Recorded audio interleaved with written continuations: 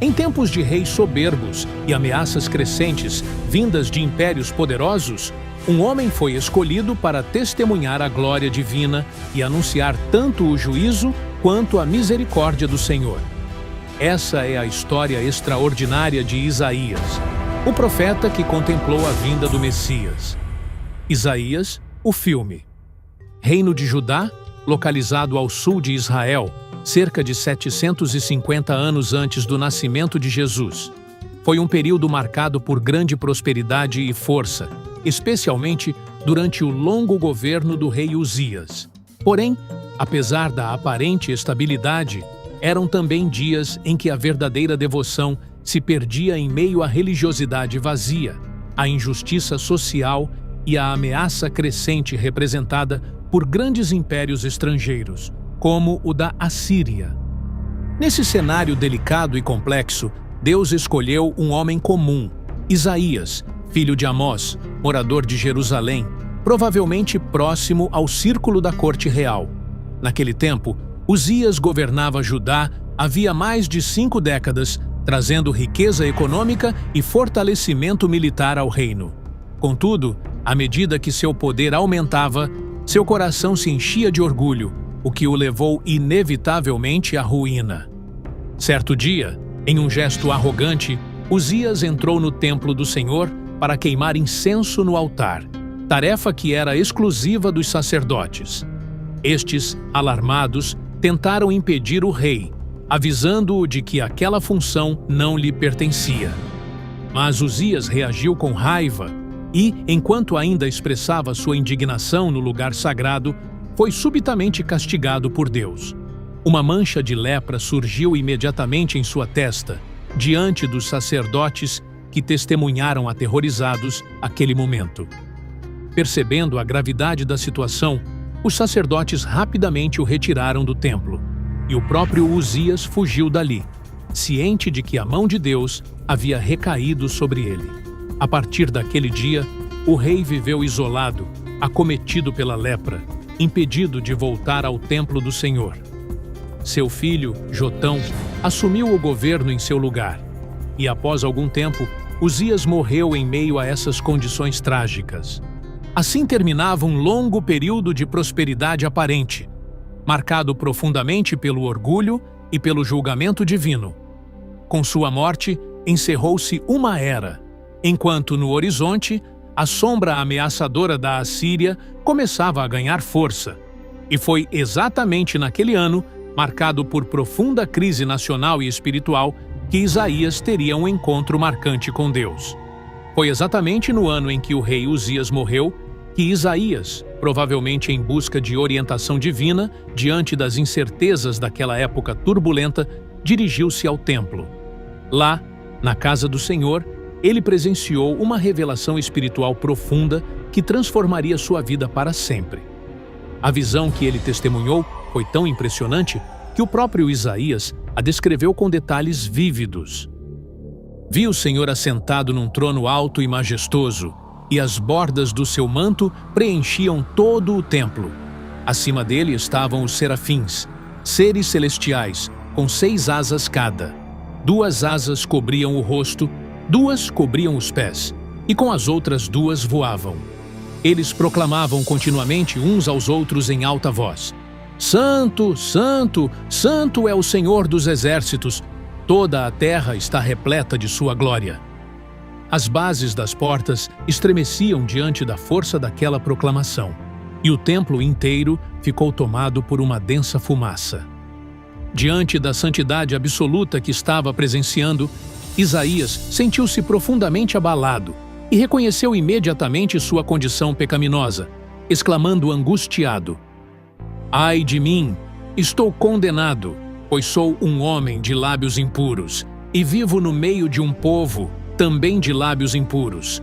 Contudo, meus olhos viram o Rei, o Senhor dos exércitos.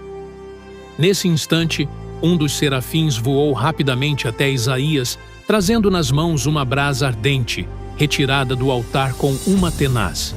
Ao tocar a brasa nos lábios do profeta, o serafim declarou: Veja, isto tocou seus lábios.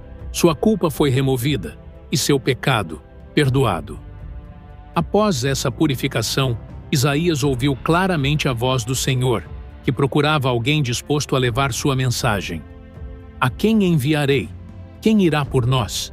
Isaías, sem hesitação, respondeu prontamente: Eis-me aqui, envia-me a mim.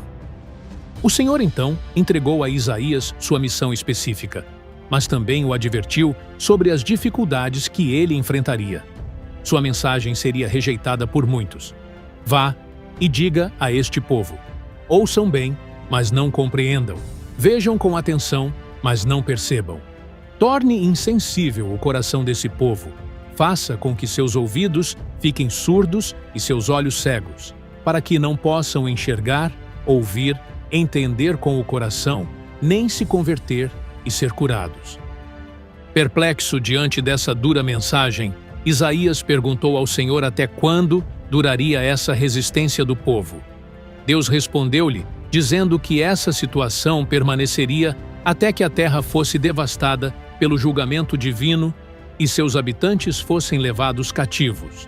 Ainda assim, restaria um pequeno grupo fiel, semelhante a um tronco de árvore cortado, que guarda em si a vida capaz de germinar novamente, uma semente santa, da qual brotaria uma esperança futura. Alguns anos após a morte do rei Uzias, seu neto Acás assumiu o trono de Judá. Diferente do avô em seus tempos de retidão, e também do seu pai Jotão, Acás era um rei incrédulo, que não depositava sua confiança no Senhor, e não demorou para enfrentar uma grande ameaça. Rezim, rei da Síria, e Peca, rei de Israel, também conhecido como Efraim, formaram uma aliança para invadir Judá e depor Acás, planejando colocar no poder um governante submisso aos seus interesses.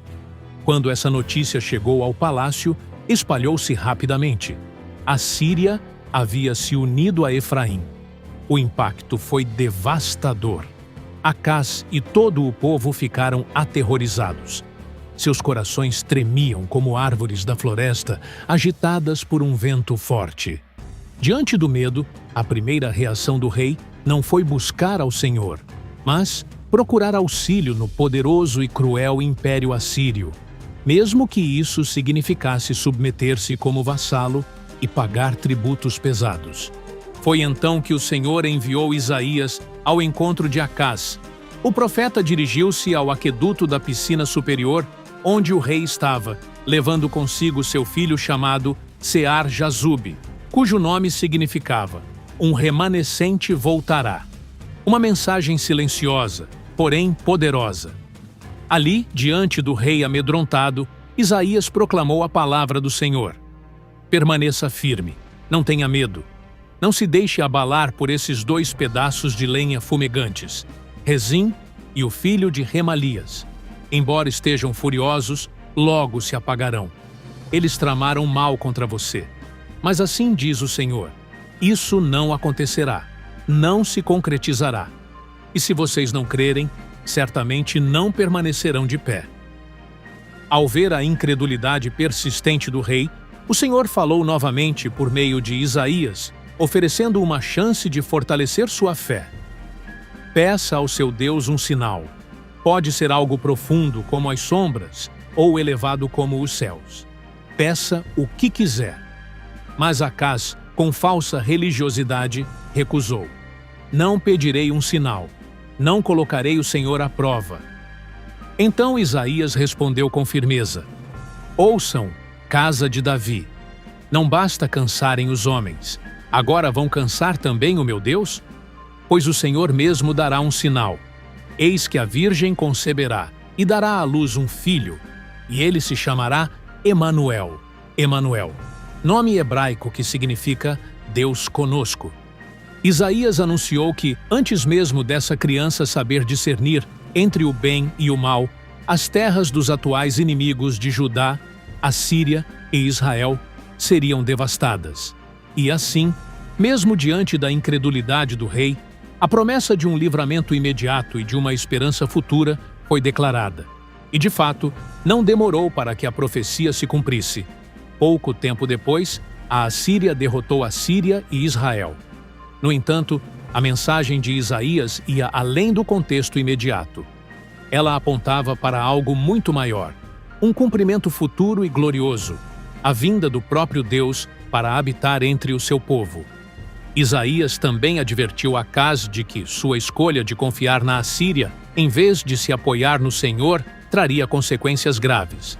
A mesma nação em que buscou proteção acabaria se tornando instrumento do juízo divino sobre Judá. Mas mesmo em meio à escuridão, ao medo e ao castigo que se aproximava, Deus concedeu a Isaías vislumbres de esperança, promessas luminosas que anunciavam a chegada de um rei diferente, um governante de paz, justiça e salvação, a luz do Messias. Isaías declarou: "O povo que andava em trevas viu uma grande luz. Sobre os que habitavam na terra da sombra da morte, resplandeceu a luz, porque um menino nos nasceu, um filho nos foi dado, e o governo está sobre os seus ombros, e o seu nome será Maravilhoso Conselheiro, Deus Forte, Pai da Eternidade, Príncipe da Paz." O profeta também falou da origem e da natureza desse rei prometido. Do tronco de Jessé brotará um rebento, e das suas raízes surgirá um renovo. E sobre ele repousará o Espírito do Senhor, Espírito de sabedoria e entendimento, Espírito de conselho e fortaleza, Espírito de conhecimento e temor do Senhor. Assim, num tempo marcado pela incredulidade e pelo medo, Isaías não apenas confrontou os reis de sua geração com a verdade, mas semeou a promessa de um reino eterno. O próprio Deus viria para redimir seu povo. Os anos se passaram, e após o reinado infiel de Acaz, seu filho Ezequias subiu ao trono de Judá. Diferente de seu pai, Ezequias foi um rei justo diante do Senhor. Ele confiou plenamente em Deus, acabou com a idolatria e restaurou a adoração verdadeira no templo. No entanto, sua fé seria posta à prova de maneira intensa. No 14º ano do seu reinado, o temido Império Assírio, agora liderado por Senaqueribe, que já havia destruído o reino do norte, Israel, começou sua marcha contra Judá. Várias cidades fortificadas caíram diante do seu exército implacável, e logo Jerusalém foi cercada. Senaqueribe enviou seu comandante, o Rabsaces, que se apresentou diante dos muros com um discurso provocador, cheio de orgulho, zombaria e blasfêmia contra o Deus de Israel. Ele bradou: "Escutem as palavras do grande rei, o rei da Assíria. Não deixem Ezequias enganar vocês. Ele não poderá salvá-los. Não confiem quando ele disser que o Senhor livrará Jerusalém. Será que os deuses das outras nações salvaram seus povos das minhas mãos? Onde estão os deuses de Ramate, Arpade, Sefarvaim? O Deus de Samaria foi capaz de livrá-la? Quem é o Senhor para libertar vocês das minhas mãos? Rendam-se ao rei da Assíria e vivam em paz."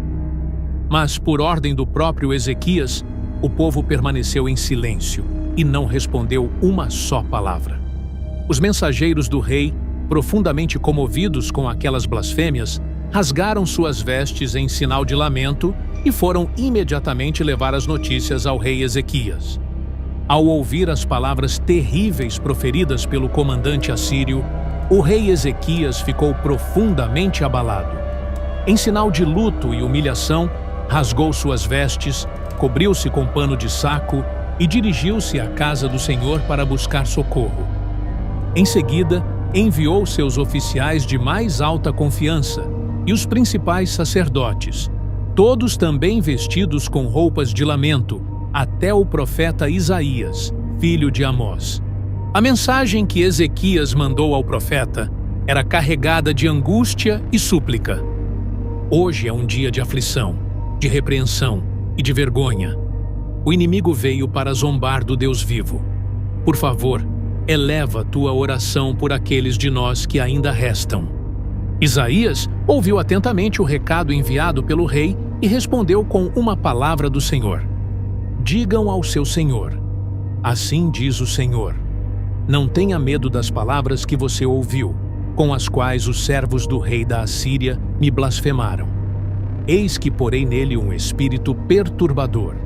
Ele ouvirá um rumor, voltará para sua terra e ali será morto pela espada.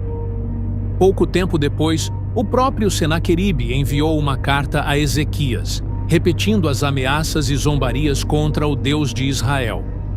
Ao receber a carta, o rei subiu novamente ao templo. Lá, diante do Senhor, estendeu o pergaminho e orou intensamente, pedindo a Deus que livrasse o povo, não apenas por proteção, mas para que todas as nações da terra soubessem que somente o Senhor é Deus. Em resposta àquela oração sincera, Isaías enviou uma nova mensagem ao rei, mais extensa e cheia de autoridade. Disse ele: Assim diz o Senhor, o Deus de Israel: ouvi a tua oração sobre Senaqueribe, rei da Assíria. Portanto, assim diz o Senhor: ele não entrará nesta cidade, não lançará uma única flecha contra ela, não levantará escudo diante de seus muros, nem construirá rampas de ataque. Pelo caminho por onde veio, por esse mesmo caminho, ele voltará. E nesta cidade ele não entrará, diz o Senhor. Eu a defenderei e a salvarei, por amor de mim mesmo e por causa de Davi, meu servo. Foi então que Isaías também trouxe outra palavra do Senhor, desta vez pessoal ao rei. Põe tua casa em ordem, porque morrerás e não viverás. Ao ouvir isso, Ezequias voltou-se para Deus com profunda emoção. Chorando, orou: Ó Senhor, lembra-te de que tenho andado diante de ti com fidelidade, com um coração íntegro, e tenho feito o que é correto aos teus olhos. Deus ouviu. Antes que Isaías saísse completamente do palácio, o Senhor o mandou voltar com uma nova mensagem. Volta e diz a Ezequias, príncipe do meu povo: Assim diz o Senhor, o Deus de Davi, teu pai: ouvi tua oração e vi tuas lágrimas. Eis que eu te curarei. Daqui a 3 dias subirás à casa do Senhor. Acrescentarei mais 15 anos à tua vida, e também livrarei você e esta cidade das mãos do rei da Assíria. Protegerei esta cidade, por amor de mim mesmo e por causa do meu servo Davi. Isaías voltou ao rei com a notícia extraordinária. Como sinal e instrução prática para a cura, mandou preparar uma pasta de figos. Eles aplicaram o emplastro sobre a ferida do rei, e Ezequias se recuperou. Antes de tudo isso, o rei havia perguntado a Isaías qual sinal confirmaria que ele realmente seria curado e voltaria ao templo. O profeta lhe deu a opção de um milagre envolvendo os degraus do relógio de sol pertencente ao seu pai, Acás. Este será o sinal do Senhor. Queres que a sombra avance 10 graus ou que retroceda 10 graus? Ezequias respondeu: Fácil é a sombra avançar 10 graus, mas que ela volte 10 graus, isso sim é um sinal. Então o profeta Isaías clamou ao Senhor, e Deus realizou algo sobrenatural. Fez a sombra do relógio voltar 10 graus, exatamente os mesmos que já haviam descido. Dessa forma, o Senhor confirmou sua promessa com um sinal visível nos céus, uma resposta direta, milagrosa e inesquecível.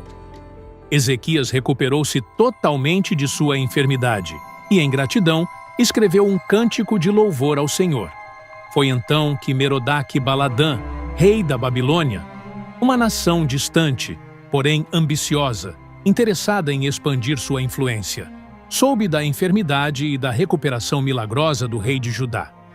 Em nome da diplomacia, enviou cartas e presentes a Ezequias. No entanto, seu real objetivo era provavelmente estabelecer uma aliança contra a Assíria. Ezequias recebeu os enviados com alegria. Orgulhoso da visita e de sua posição, cometeu um erro grave. Em um gesto de vaidade, abriu os portões do palácio e mostrou à comitiva babilônica todos os seus bens: prata, ouro, perfumes raros, óleos preciosos, armamentos e tudo o que possuía. Não escondeu nada. Tudo em seu palácio e em seu reino foi revelado.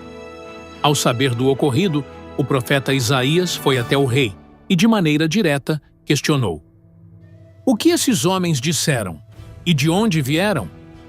Ezequias, sem perceber o peso da situação, respondeu com naturalidade: "Vieram de uma terra distante, da Babilônia." Isaías continuou, indo direto ao ponto: "O que eles viram em tua casa?"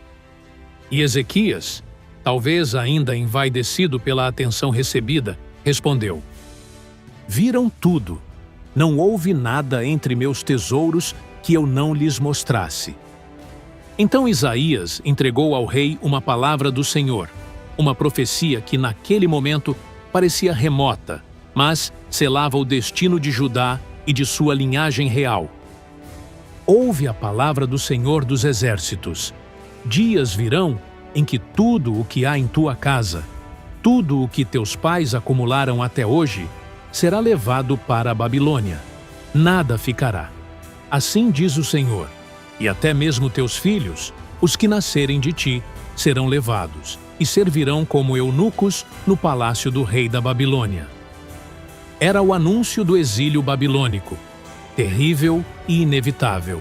A exibição imprudente dos tesouros de Judá, motivada pelo orgulho de Ezequias, prenunciava o dia em que aqueles mesmos bens, junto com os descendentes do rei, seriam levados como despojos para uma terra estrangeira. Diante dessa profecia, Ezequias respondeu a Isaías: "A palavra do Senhor que falaste é boa." E talvez, em voz baixa, pensou consigo mesmo: "Pelo menos haverá paz e segurança nos meus dias." Assim, o rei se acomodou à tranquilidade de sua geração, sem perceber completamente a gravidade do que viria sobre seus filhos e o futuro do seu povo.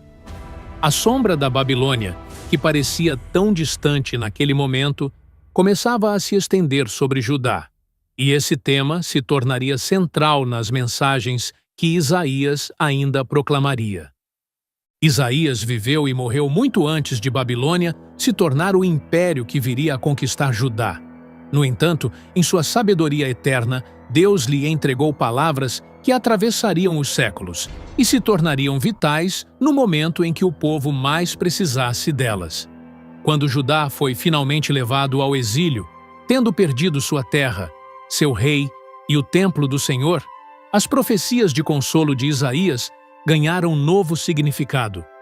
No meio de um império pagão, sentindo-se abandonados, foi justamente ali que a mensagem de esperança, pronunciada muito tempo antes, começou a brilhar.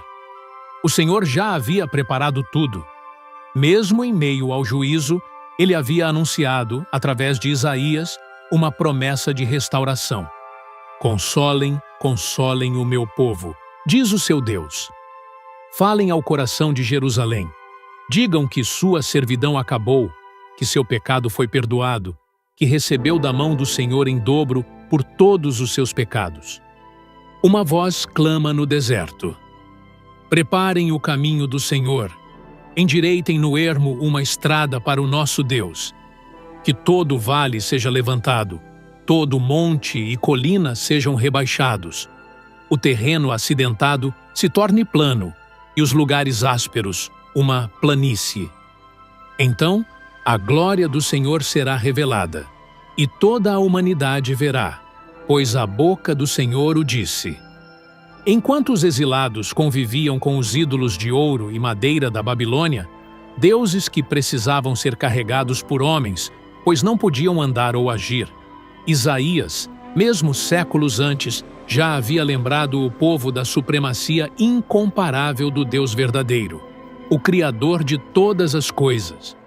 E sua mensagem de encorajamento continuava: "Você não sabe? Nunca ouviu falar? O Senhor é o Deus eterno, o Criador dos confins da terra.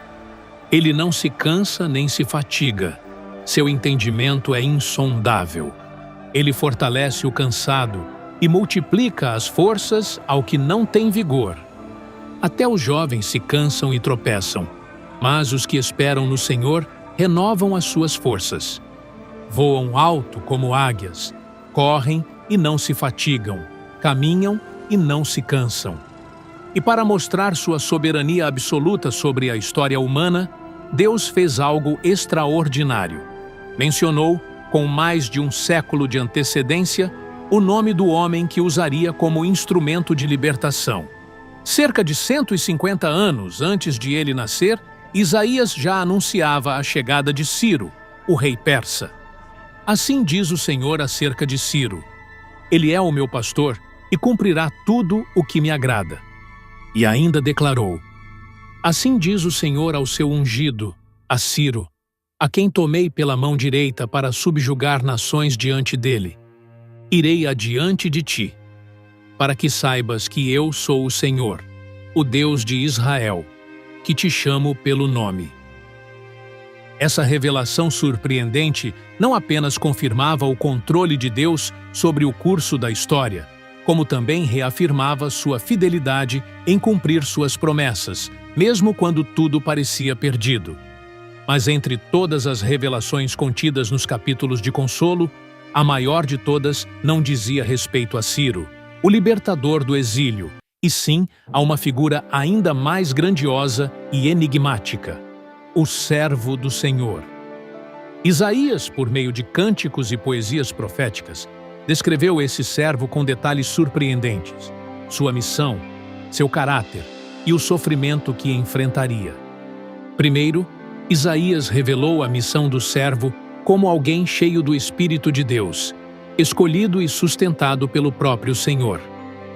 Eis o meu servo, a quem sustento, o meu escolhido, em quem tenho prazer. Sobre ele pus o meu espírito, e ele trará justiça às nações. Não clamará, nem gritará, nem fará ouvir a sua voz nas praças. Não quebrará a cana já rachada, nem apagará a torcida que ainda fumega. Em fidelidade, trará à tona o juízo. Farei de ti luz para os gentios, para que abras os olhos dos cegos, libertes os presos da prisão e faças sair do cativeiro os que habitam nas trevas. Mas essa figura não seria recebida com honra. Isaías também viu que esse servo passaria por dor profunda e rejeição.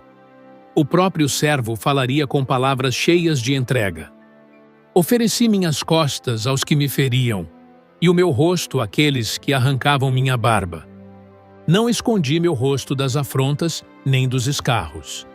Então, em Isaías 53, o profeta revelou com riqueza de detalhes o sofrimento redentor do servo, séculos antes da vinda de Cristo.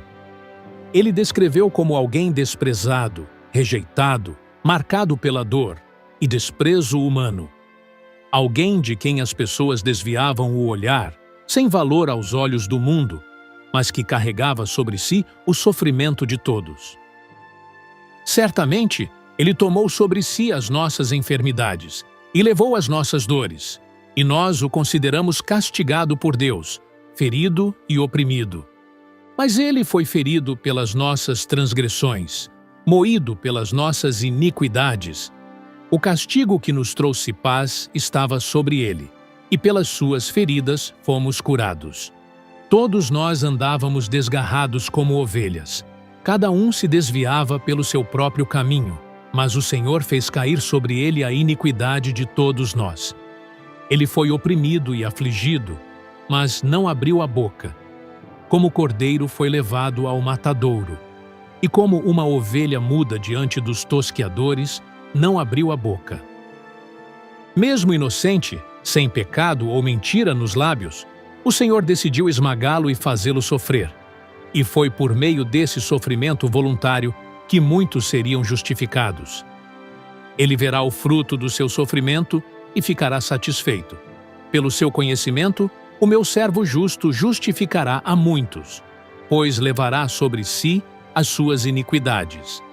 Carregou os pecados de muitos e intercedeu pelos transgressores. E é com base nesse sacrifício impressionante que Isaías proclama o convite mais gracioso e libertador de todos: o chamado à salvação gratuita, dirigido a toda alma sedenta. No capítulo 55, Deus clama: ó, todos vocês que têm sede, venham às águas, e os que não têm dinheiro, venham, Comprem e comam. Venham, comprem vinho e leite sem dinheiro e sem custo. Inclinai os ouvidos e vinde a mim.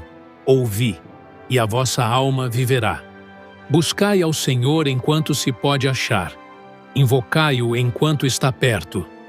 Deixe o ímpio o seu caminho, e o homem mau os seus pensamentos. Volte-se ao Senhor, que se compadecerá dele, e ao nosso Deus, pois é rico em perdoar. Esse chamado amoroso se estende a todos os que reconhecem sua necessidade espiritual.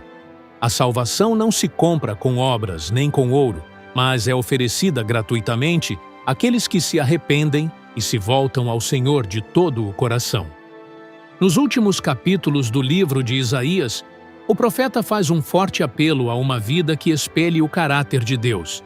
Ele denuncia com firmeza a religiosidade vazia, cultos e rituais sem justiça, sem compaixão, sem coração. Deus declara que o jejum que lhe agrada não é apenas abstinência, mas ação. Libertar os oprimidos, dividir o pão com os famintos, dar abrigo aos necessitados. E quanto ao verdadeiro sábado, é honrado quando o povo deixa de buscar seus próprios interesses e passa a viver de acordo com a vontade do Senhor. A casa de Deus, diz Isaías, será chamada casa de oração para todos os povos, inclusive para os estrangeiros que se voltam ao Senhor e guardam sua aliança. O chamado é claro: viver com santidade real, prática, que reflita a natureza do próprio Deus. Depois desses apelos poderosos, Isaías eleva sua visão ainda mais, para o desfecho glorioso de toda a história. Deus revela, por meio do profeta, o destino eterno de sua obra redentora. Porque eis que eu crio novos céus e nova terra, e as lembranças do passado, dor, pecado e lágrimas, não mais virão à memória.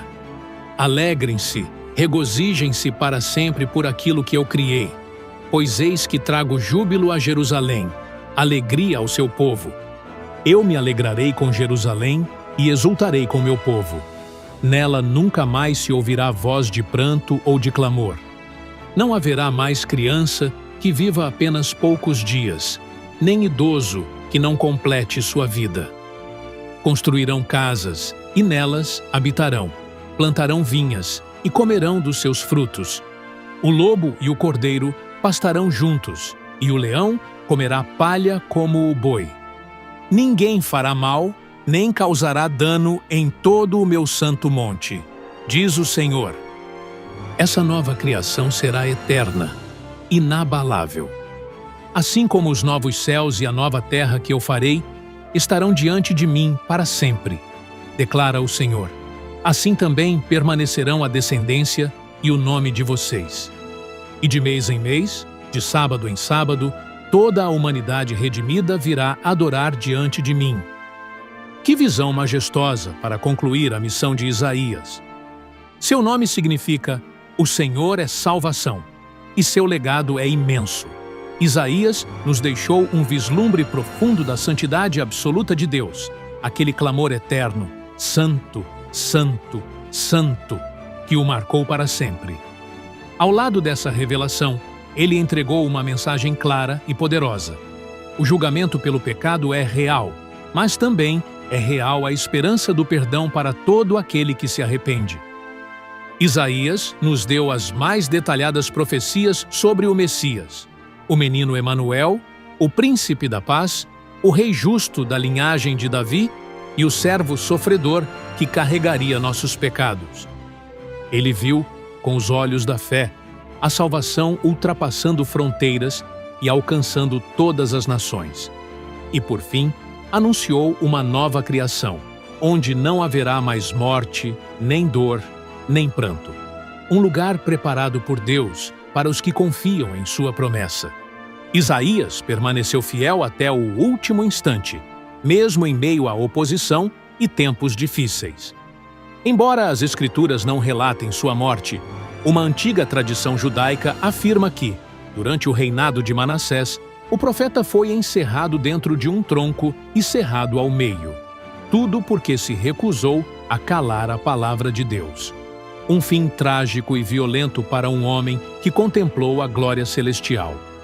Escrito há mais de 2.700 anos, seu legado continua vivo.